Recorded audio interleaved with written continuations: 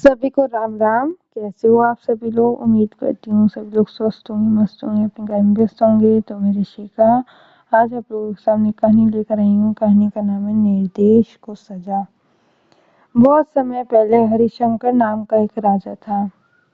उसके 3 पुत्र थे और अपने उन तीनों पुत्र में से एक पुत्र को राजगद्दी सौंपना चाहता था।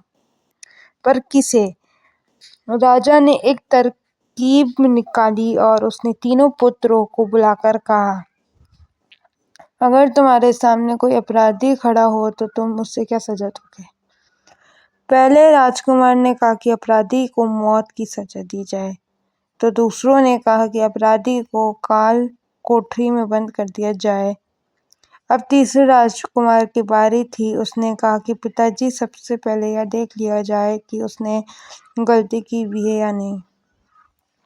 इसके बाद उस राजकुमार ने कहानी सुनाई।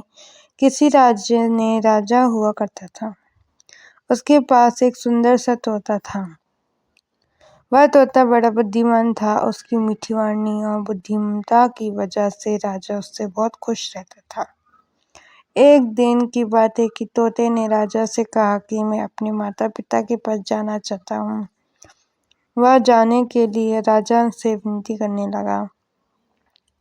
तब राजा ने उससे कहा कि ठीक है, पर तुम्हें 5 दिनों के वापस आना होगा।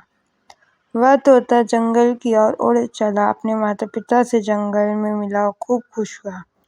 ठीक 5 दिनों बाद जब वह वापस राजा के पास जा रहा था, तब उसने एक सुंदर सा उपहार राजा के लिए जाने का सोचा। वह राजा के लिए अमृत फल ले जाना चाहता था। जब वह अमृत फल के लिए पर्वत पर पहुंचा, तब तक रात हो चुकी थी। उसने फल को तोड़ा और रात वहीं गुजरने का सोचा। वह सो रहा था कि तभी एक सांप आया और उस फल को खाना शुरू कर दिया। सांप के जहर से वह फल भी विषाक्त हो चुका था।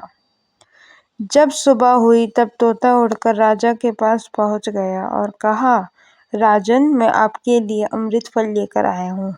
इस फल को खाने के बाद आप हमेशा के लिए जवान और अमर हो जाएंगे। तभी मंत्री ने कहा कि महाराज, पहले देख लीजिए कि फल सही भी है कि नहीं। राजा ने बात मान ली और फल में से एक टुकड़ा कुत्ते को खिलाया।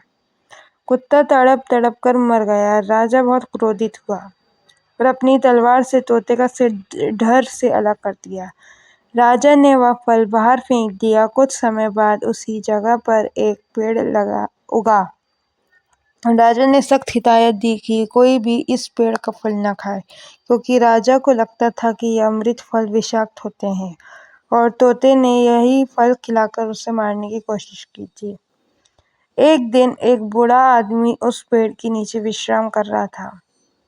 उसने एक फल खाया और वह जवान हो गया, क्योंकि उस वृक्ष पर उगे हुए फल विषाक्त नहीं थे।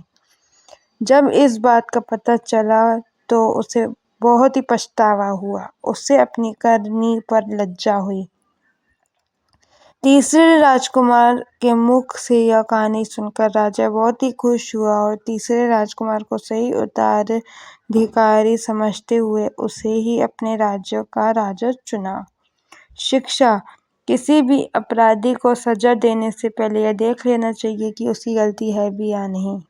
कहीं भूलवश आप किसी निर्दोष को तो सजा देने नहीं जा रहे हैं। निरपराध को कतई सजा नहीं मिलनी चाहिए।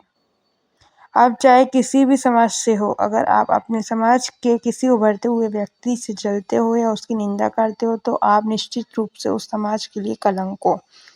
जय श्री राम। जय हिंद। सदैव प्रसन्न रहिए। जो प्राप्त है वही पर्याप्त है। धन्यवाद। जय हो, सदा विजय हो।